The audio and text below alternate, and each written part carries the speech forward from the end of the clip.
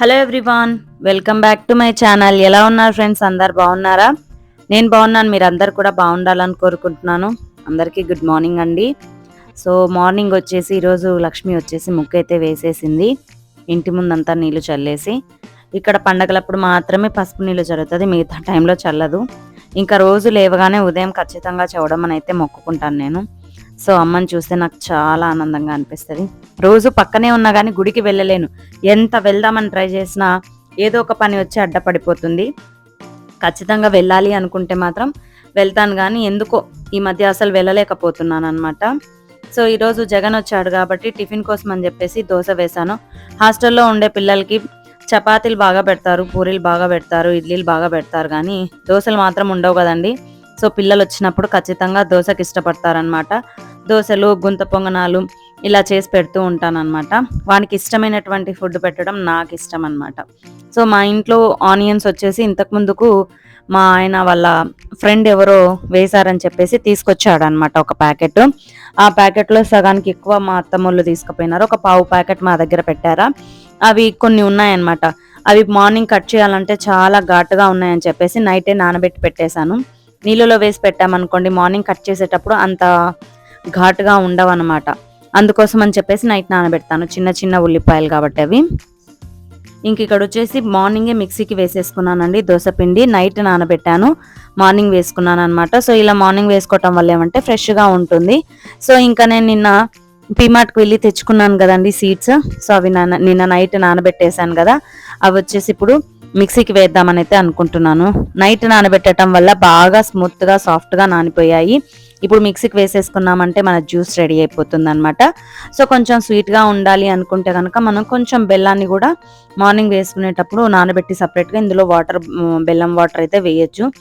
లేదు అనుకుంటే కలకండ కూడా వేసుకోవచ్చు. కలకండ కూడా బాడీకి మంచి కూల్ని ఇస్తుంది కాబట్టి కలకండ కూడా వేసుకోవచ్చు. నేనైతే ప్రస్తుతానికి ఏమీ వేయలేదు, ఎందుకంటే ఇందులో లైన్ డేట్స్ వేశాను కదా. ఈ లైన్ డేట్స్ ఏంటంటే కొంచెం స్వీట్గా ఉంటాయన్నమాట. సో కాబట్టి నేను చూద్దాంలే అని చెప్పేసి ఏం వేయలేదు. మిక్సీకి వేసిన తర్వాత మనకు కొంచెం పాలు అన్నవి యాడ్ చేశాను అనమాట. ఇంకోటి ఏంటంటే మన దగ్గర ఇలా జ్యూస్ సపరేట్గా చేసుకునే మిక్సర్ గ్రైండర్స్ ఉన్నాయంటే బాగుంటుంది, బట్ నాకు లేదు. తీసుకోవాలనుకుంటున్నాను. తీసుకోవడానికి అది క్వాలిటీ బాగుండకుంటే వేస్ట్ అయిపోతుంది కదా. 1500 రూపీస్ చెప్తున్నారని చెప్పేసి ఆలోచించి తీసుకోలేదన్నమాట. సో ఫస్ట్ అయితే చూద్దాము నేను ఎంత మటుకు కరెక్ట్గా చేయగలను అనేది. రెగ్యులర్గా నేను చేయగలను అనే కాన్ఫిడెంట్ వచ్చిన తర్వాతనే తీసుకుందాంలే అని చెప్పేసి ప్రస్తుతానికి మిక్సీని యూజ్ చేస్తున్నాను అనమాట. సో పాలు కూడా నేను తాగాలంటే ఇష్టపడాను అనమాట. నాకు ఎప్పుడో అసలు చాలా రేర్ అనమాట నేను పాలు తాగడము. సో కాబట్టి నేను కొంచెం ఇందులోనే పాలు కూడా మిక్స్ చేసేసుకుందాము. ఉత్తవి తాగాలంటే తాగబుద్ధి కాదు కదా అని చెప్పేసి పాలు కూడా కొంచెం ఇందులో యాడ్ చేస్తున్నాను అనమాట. మార్నింగ్ వచ్చేసి కాఫీకి బదులుగా రాగి గంజి అయితే తాగుతున్నాను 3 days నుంచి. సో బాడీ కొంచెం కూల్గా ఉంటుంది కదా అని చెప్పేసి బాగా హీట్ చేసేసింది అనమాట. నాకు ఎండల కాలం స్టార్ట్ అయితే నాకు చాలా భయం వేసేస్తుందండి. నా బాడీ అసలు ఈ మధ్య తట్టుకోలేకుంటుంది అనమాట. హీట్ ఎక్కువైపోయి కడుపులో మంట ఎక్కువైపోతుంది. సో మనకి యూరిన్ ప్రాబ్లమ్స్ వస్తూ ఉంటాయి. నాకైతే కంపల్సరీ వస్తుంది అనమాట వేడి ఎక్కువైందంటే. సో అందుకోసం అని చెప్పేసి నేను ఎక్కువ బాడీకి కూల్గా ఉండేది ఇవ్వడానికి ప్రయత్నిస్తున్నాను అనమాట. పాలు వేసి మిక్సీకి వేసిన తర్వాత మంచిగా జ్యూస్ లాగా వచ్చేసింది.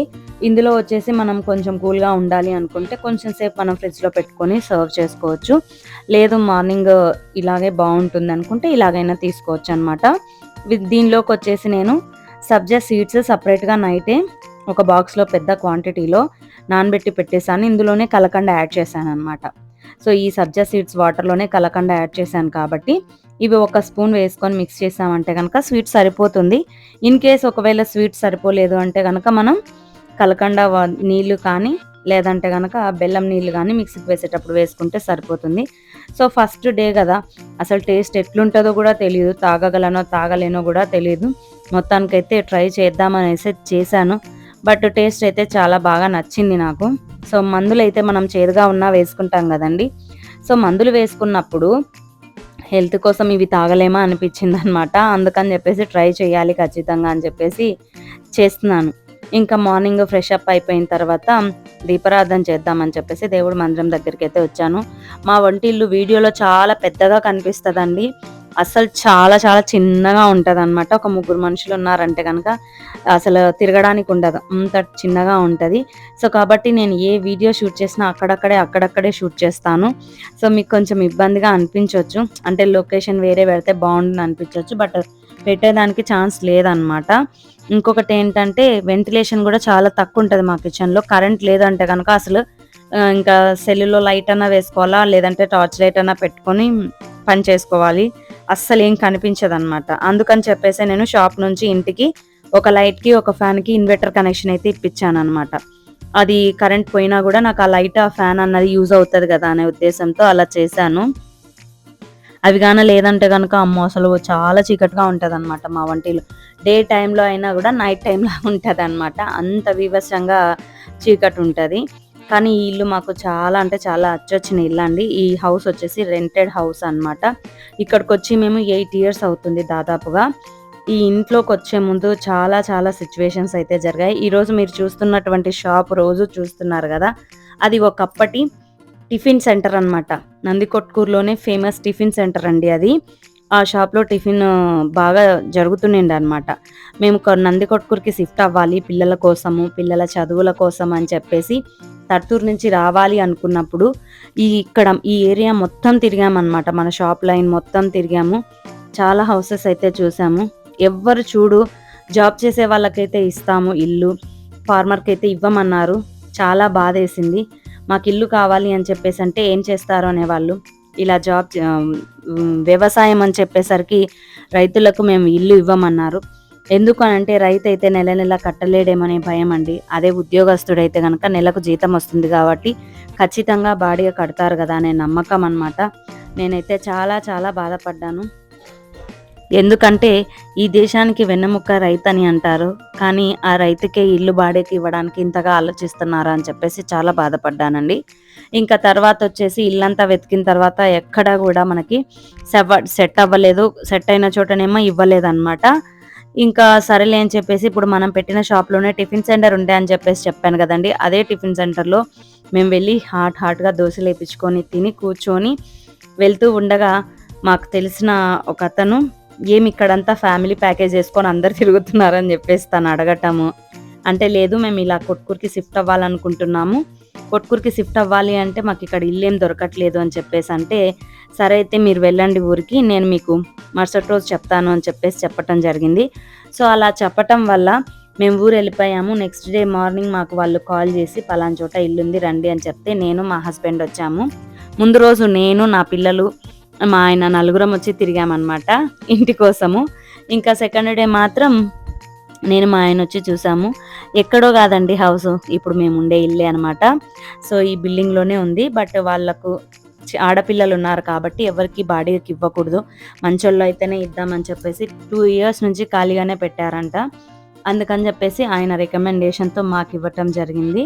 సో, మేమసలు అనుకోలేదనమాట ఈ ఇంటికొస్తామని గానీ, ఈ ఇంట్లో మేముంటామని గానీ, అసలు మేముండే ఇల్లు ఇక్కడ ఒక ఇల్లుందన్న విషయం అసలు ఎవ్వరికీ తెలీదనమాట. అంత లోపలికుంటది. ఇల్లున్నట్టు తెలీదు. షాప్ అనే అనుకుంటారు యాక్చువల్‌గా. అట్లాంటి ఇంట్లో ఉండి నేను మళ్ళీ ఇదే హోటల్ ఇప్పుడు ఎప్పుడైతే మేము టిఫిన్ తిన్నామో అదే హోటల్‌లో నేను షాప్ పెడతా అని అసలు కలలో గూడా అనుకోలేదండి నేను నిజం జెప్తున్నా. మేము కేవలం పిల్లల్ని చదివించుకోవడానికి అని చెప్పేసే వచ్చాము. అప్పుడు మా తులసికొచ్చేసి సెవెంత్ క్లాస్ అనమాట. సో, సెవెంత్ క్లాస్ అయిపోయిన తర్వాత 8కి స్టడీ అవర్స్ పెడుతుండ్రనమాట. మామూలుగా నాన్ లోకల్స్ పిల్లలకి 4కంతా బస్‌లకి పంపించేవాళ్ళనమాట. సో, మా తులసికి 7 వరకు అదేమంటారు స్టడీ అవర్స్ ఉంటున్నాయని చెప్పేసి బాధపడుతూ ఉండేది. సరే ఇంక పిల్లల చదువు కంటే ఏమి ఎక్కువ కాదు గదా అని చెప్పేసి రావటం జరిగిందనమాట.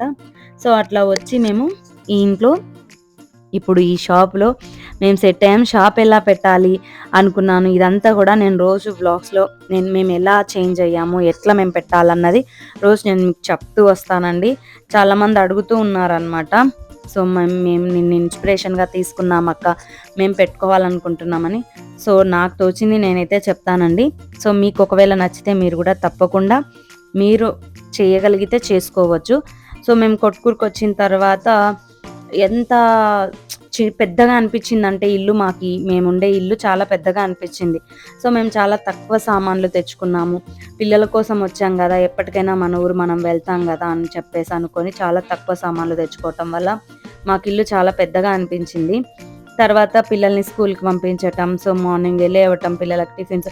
ఇంకొకటేందంటే నా బాధ, మేము చిన్నగున్నప్పుడు మా తమ్ముడికి, మా చెల్లెలకి మేము క్యారియర్లు ఇచ్చి తినిపించి వచ్చేవాళ్ళమనమాట. సో, మాది పల్లెటూరు అవ్వటం వల్ల నా పిల్లలకి నేను టిఫిన్‌లు తినిపించుకోవడానికి గానీ, భోజనాన్ని తీసుకొనిచ్చి పెట్టడానికి గానీ లేకుండా అయింది. ఎందుకంటే మాది వేరే ఊరు కాబట్టి పిల్లలకు బస్సు మార్నింగ్ 8 కల్లా వస్తుంది. 7:30 కల్లా మనం రెడీ చేయాలి క్యారియర్‌లన్నీ కూడా. 8 కల్లా మనం బాక్సెస్ కట్టి పిల్లలకి జడలు వేసేసి పెట్టాలి. సో, వాళ్ళు మార్నింగ్ తెచ్చుకుంటే క్యారేజ్ కలుపుకొని తినడానికి కూడా సరింగా రాదు. ఆ పిల్లలు పాపం సగం కింద పోసుకుంటా, సగం తినుకుంటా మధ్యాహ్నానికి చల్లగా అయిపోయినటువంటి తిండి పెడుతూ నాకైతే చాలా బాధ అనిపించేది. ప్రతిసారి అనుకుంటూ ఉండేదాన్ననమాట. అయ్యో! నా పిల్లలకి నేను వేడి వేడిగా పెట్టుకోనిక లేదని. సో, ఇక్కడికొచ్చిన తర్వాత క్యారియర్ తీసుకొని పోదామని చెప్పేసైతే అనుకుంటున్నామట నేను. అనుకుంటే మాకు స్కూల్‌కి పక్కనే అనమాట మేముండే హౌసు. సో, కాబట్టి పిల్లలు 8థ్ క్లాస్‌కి తులసి వచ్చిందంటే జగన్ 6థ్ క్లాస్‌కొచ్చాడనమాట.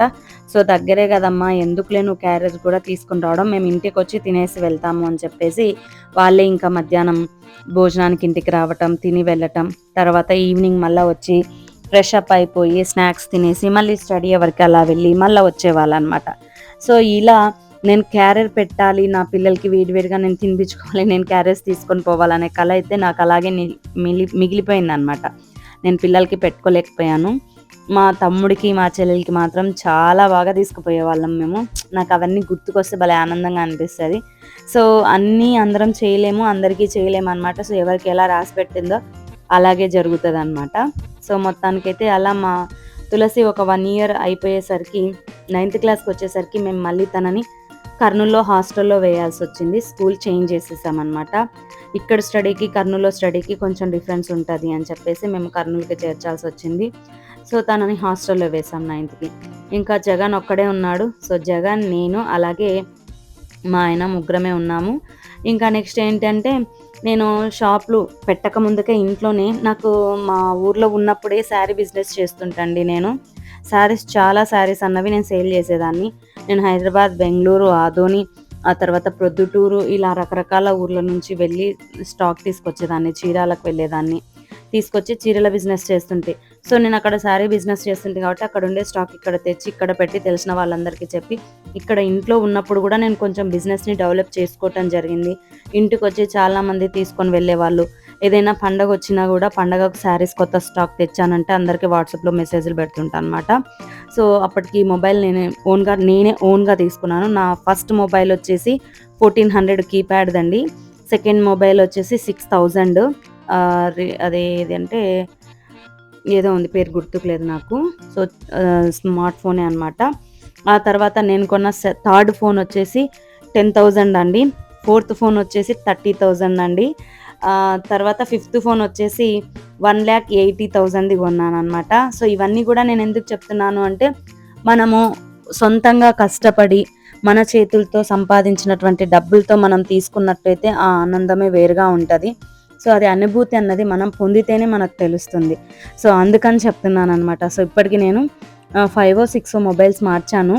అవన్నీ కూడా నేను కష్టపడి సంపాదించిన డబ్బుతోనే తీసుకున్నాననమాట. ఇలా నేను ఒక్కొక్క మెట్టు చాలా కష్టపడి ఎదిగానండి. నేను ఈ షాప్ పెట్టేసరికి ఇంట్లోనే నేను ఒక రూమ్‌లో ఫ్యాన్సీ లేడీస్ స్టోర్ ఉంటుంది కదండీ! సో, క్లిప్స్, బ్యాండ్స్, తర్వాత చైన్స్ ఇలా అన్ని రకరకాలు దొరికేలాగా ఒక రూమ్‌లో నేను పెట్టుకేంటనమాట ఇంట్లోనే. సో, నాకు వస్తుండ్రి కస్టమర్స్, ఒక బోర్డు తగిలిచ్చి పెట్టింటి ఇంటి ముందు. సో, వస్తుండ్రనమాట.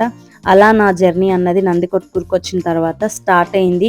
అక్కడి నుంచి నా లైఫ్ టర్న్ అయిపోయిందనమాట. ఏంటి అన్నది నెక్స్ట్ వీడియోలో చెప్తానండి. ఈ వీడియో నచ్చితే తప్పకుండా లైక్ చేయండి, షేర్ చేయండి. బాయ్.